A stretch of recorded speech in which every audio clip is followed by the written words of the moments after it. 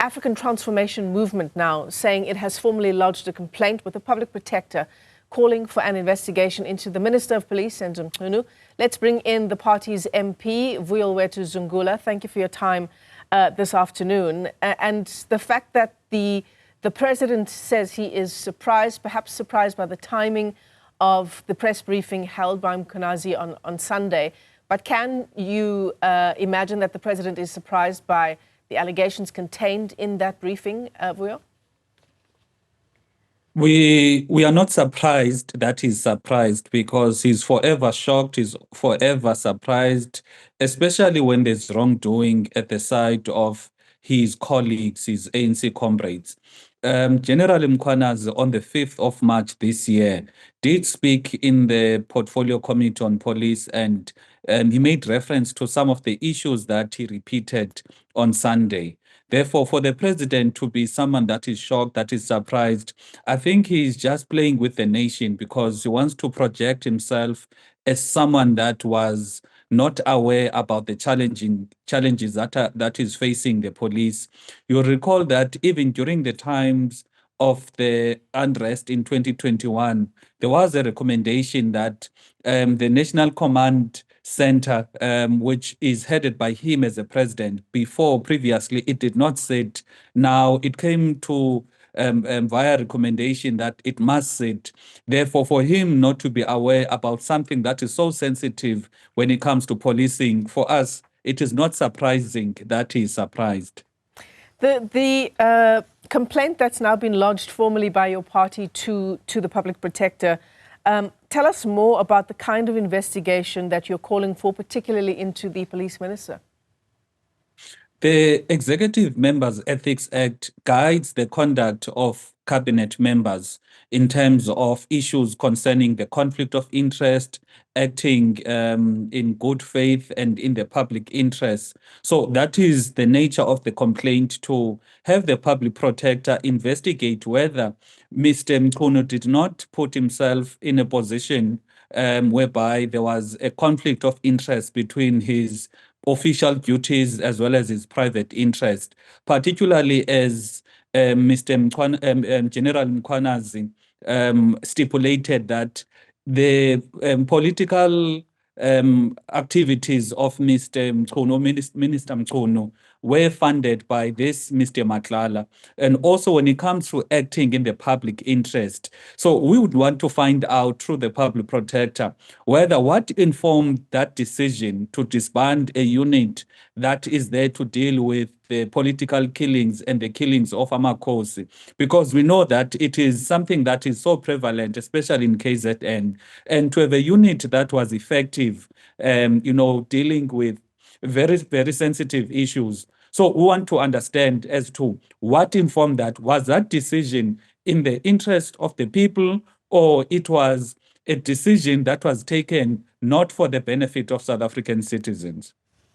Yeah, you talk about the political killings task team and the scourge of political killings that we've had over a number of decades, and perhaps particularly in KwaZulu-Natal. There's certainly a question around the reason and the timing of the disbandment of that unit. Definitely. And also, how many people were involved in taking that decision? Was it a rational decision where the stakeholders consulted? Because General Mkhwanazi, who heads the police in KZN, where that team was operational, claimed that he did not know what that decision. He only heard of it from that individual who sent him a WhatsApp message. So it is those decisions that we want investigated as to what were the reasons why there was that disbandment. Was it in the public interest? And is there any other hand besides an official hand of the government that was involved in influencing the government minister to take a decision to disband a task team, a unit that is doing work that is really dismantling the political killings and the killings of Amakhosi in KZN? Do you think perhaps the thing that makes it complicated, perhaps that's not the right word, but that means the president doesn't address this full on in a way that excludes political expediency? Or do you think much of our response as a government to these kinds of allegations comes from the fact that we are party members in many ways, first and foremost? Indeed.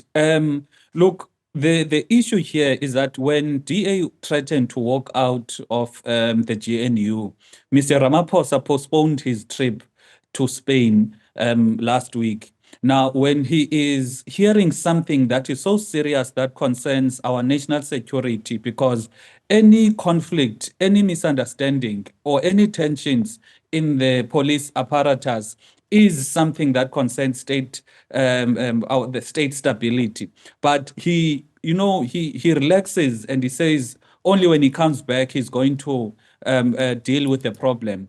And the other issue that people need to understand is that Mr. Ramaphosa now has got the benefit of evidence because General Mkhwanazi did provide proof of payments, WhatsApp messages that clearly implicate Minister Mchunu. Now, he should have acted then in terms of reprimanding him, in fact, removing him from the position of being minister. However, the trick part that he is definitely dealing with now is that it is the very same Minister Mchunu who concealed a report from the IPID regarding the Phala issue that implicates Mr. Ramaphosa or the police that were attached to Ramaphosa. So it's a case whereby Mr. Ramaphosa, now the president of the country, might be persuaded to protect Minister Mchunu because Minister Mchunu also protected him by concealing the IPID report that was clearly going to show that Mr. Ramaphosa unlawfully gave an instruction to police to conduct an illegal investigation into the theft of his undeclared dollars, which was found in his farm. So if you could direct the president's steps in how he deals with these bombshell revelations made by the KZN Police Commissioner, what would they be? The first thing is to remove Minister Mchunu. There is no way in which you could have a compromised minister, especially dealing with a very, very sensitive portfolio of police, because police is the one department that needs to oversee the fight of crime in our country. Now, to have a minister that is clearly working with criminals, enjoying benefits from criminals, communicating with criminals to an extent whereby criminals are the ones who communicate an official decision made by the very same minister to other police commissioners from the different provinces.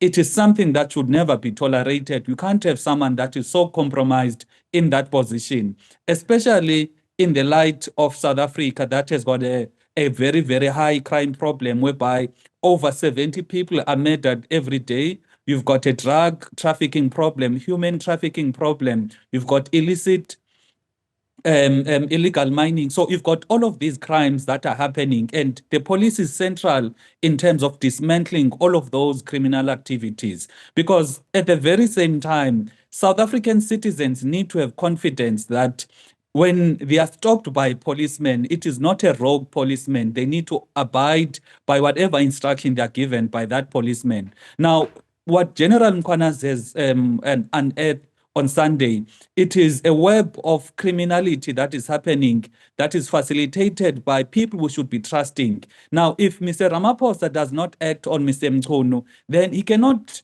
say he wants to have a country or is leading a country whereby law and order is the order of the day, because he himself is encouraging lawlessness by protecting a minister that is compromised. Vuyo Zungula is MP for the African Transformation Movement, the ATM party, filing a request for the Public Protector to investigate particularly the collapse of Political Killing Task Force. Vuyo, thanks very much indeed for your time. It brings us